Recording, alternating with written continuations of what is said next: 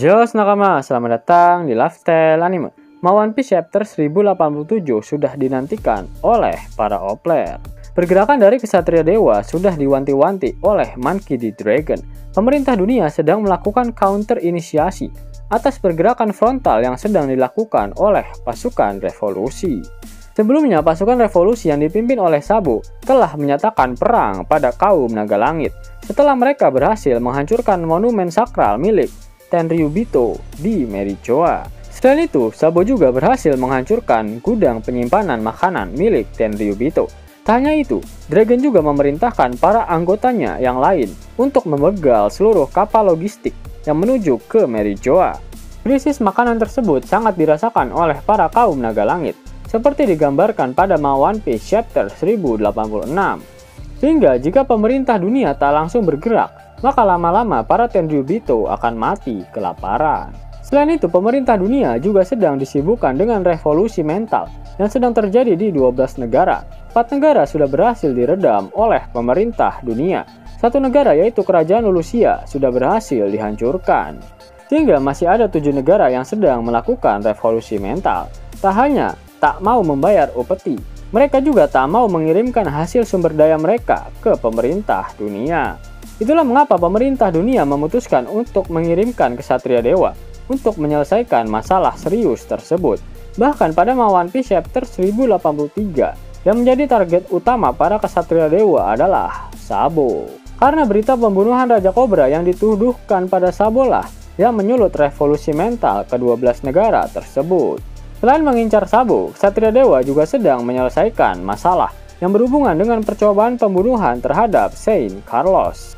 Dalam kasus tersebut terdapat 3 orang yang menjadi pelaku utama, yaitu Saint Josgard, Sai, dan Leo. Bahkan tak tanggung-tanggung, Saint Josgard dijatuhi hukuman mati oleh pemimpin tertinggi dari Ksatria Suci, yaitu Saint Vigarland, Garling. Keputusan itu diambil oleh Garling karena moto hidupnya yaitu orang yang melindungi sampah lebih rendah daripada sampah yang dilindunginya. Biasanya jika terdapat seorang Tenryubito yang diserang oleh warga sipil, maka satu admiral akan turun tangan. Namun dalam kasus kali ini, Ksatria Dewa yang memutuskan untuk menyelesaikan permasalahan ini. Bahkan pada One Piece Chapter 1054, Fleet Admiral Buakainu tak mau ikut campur dengan para Ksatria Dewa dan memutuskan untuk menganggap masalah percobaan pembunuhan terhadap Saint Carlos sudah selesai. Sehingga dapat disimpulkan jika Sai dan Leo saat ini menjadi incaran dari Ksatria Dewa.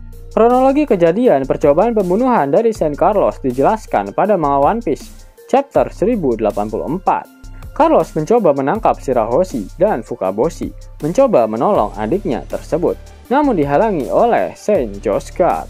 Josgard mengatakan jika Fukaboshi masih memiliki negara yang akan dia pertaruhkan, sedangkan Sai dan Leo keduanya adalah bajak laut, sehingga akan lebih mudah untuk melarikan diri. Pada One Piece Chapter 1085, Sai dan Leo terlihat sangat bangga dengan apa yang baru saja mereka lakukan pada Saint Carlos. Bahkan Sai dan Leo sampai mengatakan jika mereka adalah bagian dari armada besar bajak laut topi jerami. Apa gak bahaya tah? Yap, sudah dapat dipastikan jika Sai dan Leo tak akan kembali ke negara mereka masing-masing. Pasti resikonya akan terlalu besar, karena mereka saat ini merupakan buronan pemerintah dunia. Bisa-bisa Dressrosa dan Nano Kuni yang menjadi tempat tinggal dari Leo dan Sai terkena imbas dari perbuatan mereka di Mericoa. Jika para Ksatria Dewa tak bisa menemukan mereka di negara asalnya, tentu saja Ksatria Dewa akan mencoba mencarinya di tempat memimpin mereka berada, yap, bajak laut topi jerami. Penyerangan ke Pulau Egghead memang sudah direncanakan dengan matang oleh pemerintah dunia dan angkatan laut. Karena informasi mengenai pemberontakan dari Dr. Vegapunk sudah diketahui oleh Gorosei beberapa bulan yang lalu. Namun informasi mengenai kedatangan bajak laut topi jerami baru saja diketahui oleh Gorosei saat Admiral Kizaru dan Saint J. Garcia Saturn dalam perjalanan menuju ke Pulau Egghead. Itulah mengapa Kizaru sampai meminta banyak sekali armada bantuan dari berbagai pangkalan angkatan laut hingga mencapai 100 kapal perang angkatan laut, yang bisa dikatakan setara dengan 10 armada Buster Call. Pada One Piece Chapter 1078, Saint Topman Valkyrie sampai terkejut karena mengetahui kedatangan Luffy, si topi jerami, di Pulau Egghead. Sehingga informasi tersebut juga pasti terdengar oleh para kesatria dewa. Mereka yang kebetulan sedang mencari Sai dan Leo yang merupakan bagian dari bajak laut topi jerami pasti tak akan menyia-nyiakan kesempatan ini untuk mengincar pemimpin mereka. Hasil dari insiden besar Egghead dikatakan akan mengguncang dunia. Itu artinya Oda sudah menjamin jika pertarungan di Pulau Egghead akan sangat membagongkan. Jika membicarakan insiden besar yang dapat mengguncang dunia, patokannya adalah Perang Besar Marineford dan juga Perang Wano Kuni. Sehingga harus ada banyak pihak yang ikut berpartisipasi dalam insiden besar Egghead.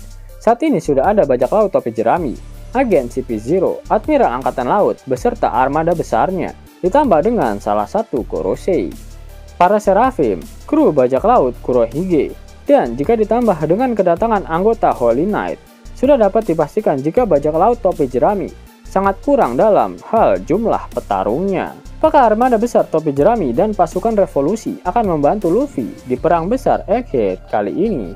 Karena kedua pihak tersebut saat ini memiliki keterkaitan dengan para kesatria dewa. Menarik kok untuk dinantikan. 1000 gratis dan bisa langsung ditarik. Buka tabungan di aplikasi Neobank sekarang juga. Karena di aplikasi ini kalian bisa dapatkan banyak uang tunai gratis. Serta banyak sekali diskon-diskon menarik yang bisa kalian dapatkan. Gaskan! Link ada di kolom deskripsi ya nakama. Namun sebelum Mimin masuk ke dalam pembahasannya, Laftel Anime yang berkolaborasi dengan Misfit Society kembali mengeluarkan kaos terbaru nih, yaitu desain Zoro dalam mode Asura loh. Keren banget pokoknya. Gak percaya? Silahkan dicek di thread videonya.